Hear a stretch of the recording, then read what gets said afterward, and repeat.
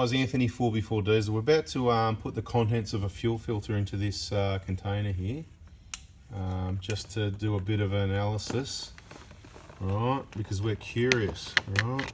This could get messy. Let's bring it up here, put it there. That's the one, right? Okay. We're just curious as to. I can see a lot of debris. Look, have a look in there. Look at all that stuff. Oh, yep, tip it out. Curious to see. I mean, that's all right. That's what a fuel filter's for. So it's not panic stations, but that is a lot of. Okay, 180. This has only been here, I think, for 20,000 kilometers. This fuel filter. Anyway, we're going to get it off, have a bit more of a look. I was just curious as to what else might have been in there. That's pretty filthy, isn't it? So this vehicle is in for a 180k service, and I'm going to have a look at that filter in a minute. So we've just let it settle a bit. It's been an hour or two. We changed the fuel filter. It's 180k. Normally we recommend every 40, so 160, 200. But considering he's been on an outback trip, and that's where the trouble was, getting near Alice Springs, and this is the problem, and this is why we're talking to you about this, because I want to give you the story as well in case this happens to you, so you know what to do. Because this could have cost thousands and been a car wrecker. Okay, so if you want to avoid the car wrecker, stay tuned. Now, that's all you're going to see of the debris. I wouldn't say that's abnormal. It's quite a bit for 20,000 Ks. There's quite a lot more in there that you can't see. It doesn't look like too much, but there's some quite big particles there. Anyway, let's take a look in the. I'm going to bring the filter over. Right, this is the clean side. You can see see through those holes there. That white is still fairly clean. Now, of course, we need to cut things open and put it under a microscope. But I'm just doing a bit of a analysis for what most people can do to give you an idea what's what. Now, looking in there, and even though we might not, I'm trying to hold it right. We will not get the focus right. Let me just sit on the bench actually. I'll make some mess here.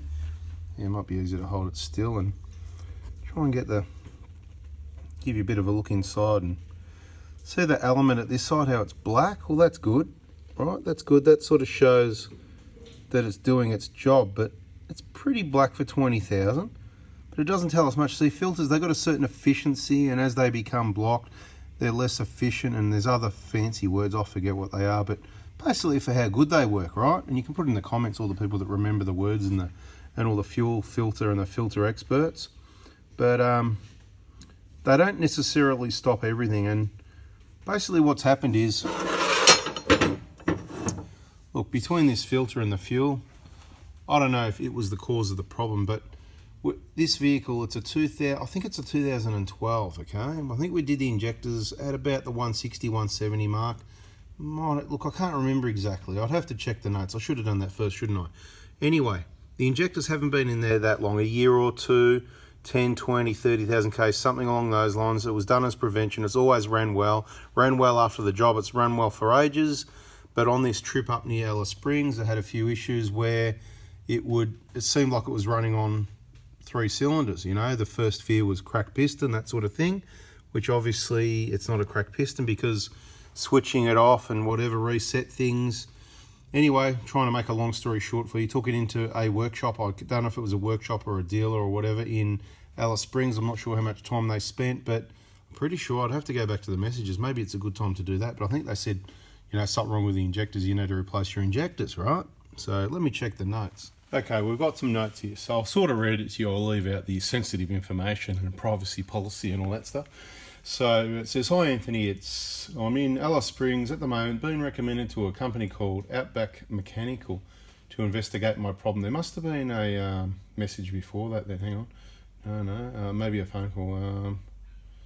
Okay, cool, no, it was a phone call, that's right. He texted me that he tried to call, whatever, so I actually made time when I was on break to contact, as he is a VIP client, so I made a call, we discussed the problem. It explained what I've already explained, you know, they're kind of like a misfire, lack of power, switch it off, restart it, it fixes it usually, not always, which all seemed a bit odd anyway. But now I'll read you. So, I'm in Alice Springs at the moment, being recommended to a company called Outback Mechanical to investigate my problem.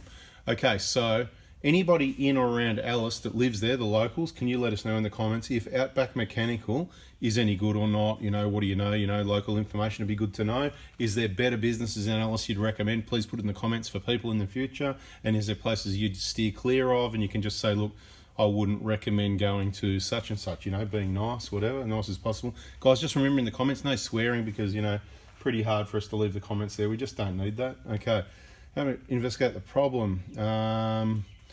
They have told me the injector number 1 is sending high feedback at 2.5. Now, I don't know if they checked it cold, because if they checked it cold, this is what injector feedbacks can do with perfectly good injectors, okay? And that's what I believe the injectors are, perfectly good, because I installed them myself. Our stock, genuine, fresh, made by machines, not people, absolutely 100% Mickey Mouse job. So I'm quite confident in all the product until there's proof otherwise. Okay, so doesn't mean there can't be a faulty one. It's okay, mate, you can make some noise, don't worry about me. You can hang around and all that. I'll be over there with another camera in a minute, video on that. Anyway, it's all happening here. Multiple videos at once. Cameras all over the joint. It's like this is in a workshop. This is a Prado hospital. This is a Prado studio. Anyway, given you replaced the injectors in 2019, there you go. Only done 25,000 Ks. I'm thinking of getting them to replace that injector. Now, replacing one feedback value doesn't mean there's a problem at that injector. It's just telling you what that's injected. So that would have been a mistake, I believe.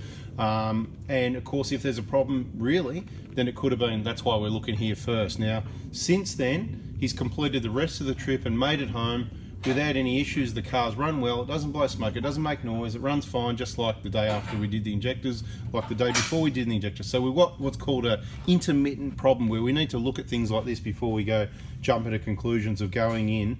And you know, out there, are they going to do a neat, clean, tidy job of a fuel system job that we need, or not? Probably not, and they're probably going to reuse the pipe and end up in leaks, forget to put clamps on. You know how it goes. Watch the videos in the Injector Information playlist. That's right, on our channel, Injector Information. It's a playlist. Check out our playlists.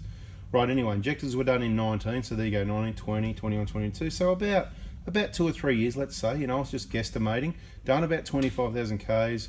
You can get any replace. Mechanic's names, doesn't matter what the mechanic's name is, I put the phone number there, discussed the repair. I discussed it with my client, sort of saying, you know, apparently they're highly regarded. So look, I don't doubt that they may have seen that reading, but they may have looked at it cold, and you've got to be very careful at looking at the cold readings and not misdiagnosing an injector problem. So we've looked at the vehicle. It's just outside at the moment. We've done some servicing, all this sort of thing. We're going to be looking at cold start diagnostic, warm diagnostic. We're going to drive the vehicle cold. We're going to spend quite a bit of time to make sure that we believe everything's okay. We've done a visual inspection over all the work and everything in the engine bay that could be a possibility of leading towards this wiring or whatever, which I already know the vehicle, it's not going to be that. It's not going to be a wiring issue or damaged wiring, but that's what we're going to do. We're just going to give all the wires a gentle wiggle while the vehicle's running, this sort of thing.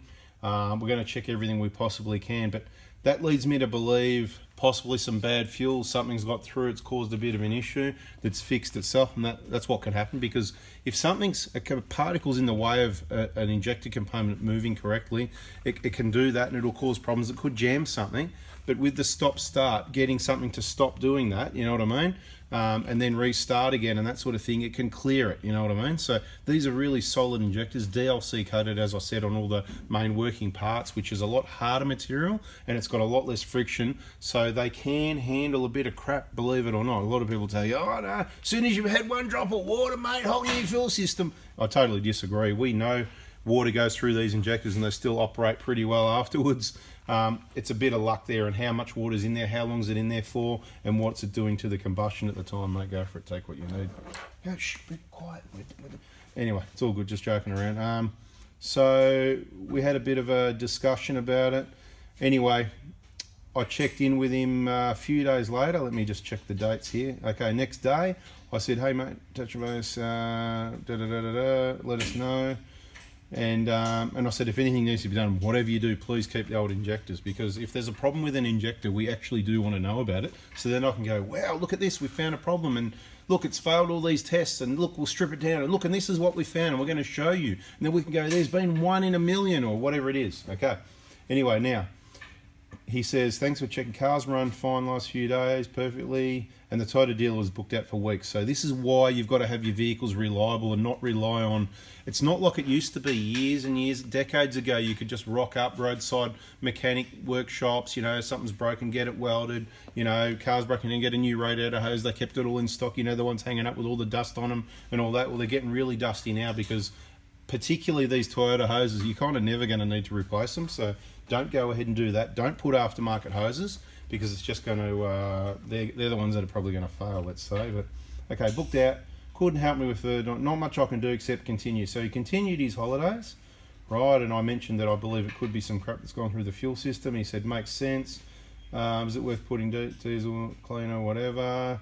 I said, give it a try, it wouldn't hurt, but I wouldn't worry about it.